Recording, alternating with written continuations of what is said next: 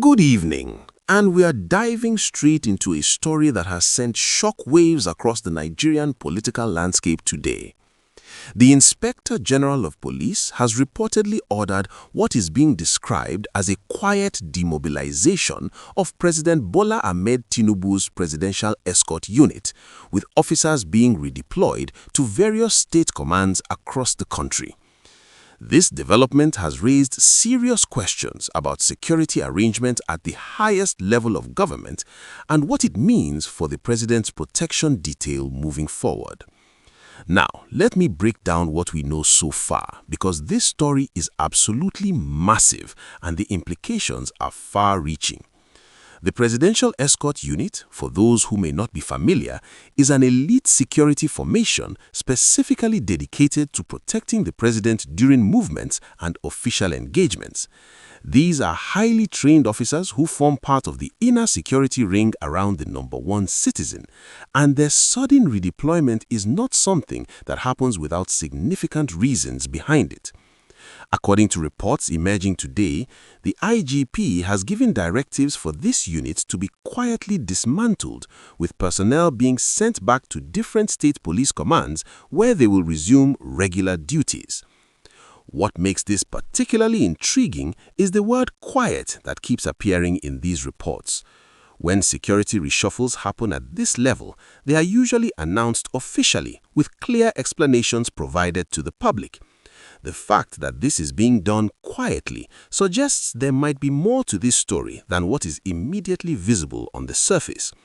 Some analysts are already speculating that this could be connected to a broader restructuring of presidential security architecture, while others believe there may have been issues within the unit itself that necessitated this drastic action. The timing of this development is also raising eyebrows across the country. We are in December, approaching the end of the year, and typically this is when major administrative changes are implemented in preparation for the new year. However, the manner in which this is being carried out without the usual fanfare or official press releases is what has gotten people talking. Security experts have been weighing in throughout the day, with some expressing concern about what this means for the continuity of presidential protection, while others argue that the Department of State Services and other security agencies still provide robust coverage for the president regardless of this particular unit's status. If you are enjoying this deep dive into what is happening, please make sure you hit that like button and subscribe to the channel so you never miss important updates like this one. We work hard to bring you the most current and accurate information, and your support really helps us continue doing what we do. Now, there are several angles to consider when looking at this story.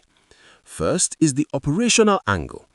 How does the sudden redeployment of an entire presidential escort unit affect the day-to-day security operations around the president? These officers have been specially trained and have worked together as a cohesive unit for a specific purpose. Disbanding them and sending them to different states means that knowledge and operational familiarity get dispersed. New arrangements will have to be made, new officers will need to be brought in if necessary, and there will be a transition period that some security watchers say could create vulnerabilities. The second angle is the political dimension. In Nigeria, security appointments and deployments often have political undertones.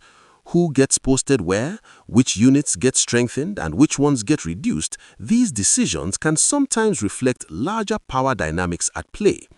Some observers are already connecting this move to recent political developments within the ruling party and broader governance circles. There have been whispers about disagreements over certain policy directions, and while we cannot confirm if this redeployment is connected to any of that, it is certainly a question many people are asking. Then there is the personnel angle. What happens to these officers who have been redeployed? For many of them, being part of the Presidential Escort Unit is considered a prestigious posting. It comes with certain privileges and recognition within the force. Being suddenly sent back to state commands, while still a legitimate posting, might be viewed by some as a demotion or at least a significant change in status. The morale factor cannot be ignored because these are officers who have dedicated themselves to a specific high-level security function. What is also fascinating about this development is how it has been received across different sections of Nigerian society. On social media, reactions have been mixed. Some Nigerians are applauding what they see as a streamlining of security resources, arguing that having multiple layers of security personnel around the president is wasteful when states are crying out for more police presence. Others are concerned, wondering if this is a sign of internal security issues or conflicts within the administration that the public is not being fully informed about. Civil society organizations focused on governance and transparency are already calling for official clarification from the police headquarters. They argue that Nigerians have a right to know why such a significant security decision was taken and what the implications are for national security. As of now, there has been no official statement from the Inspector General of Police or the Presidency addressing this matter directly, which only adds to the intrigue and speculation surrounding the entire situation. Make sure you stay subscribed because we will definitely be following this story closely and bringing you updates as more details become available. This is the kind of developing story that could have many more layers as details continue to emerge. Looking at the broader context, this development comes at a time when there have been various discussions about restructuring security architecture in Nigeria. There have been calls for police reform, for better deployment of personnel to areas where they are most needed, and for more efficient use of security resources. Whether this particular redeployment is part of that larger conversation or something entirely separate remains to be seen, but it certainly fits into ongoing national debate about how we manage security in this country. As we continue to monitor this situation, the key questions remain. What prompted this decision? Was it purely administrative, or were there specific incidents that triggered it? How will presidential security be managed going forward? And perhaps most importantly, what does this tell us about the current state of affairs within Nigerian security establishment? These are questions that demand answers, and hopefully in the coming days we will get more clarity from official sources. For now, this remains a developing story that has captured national attention, and we will keep you informed as more details emerge.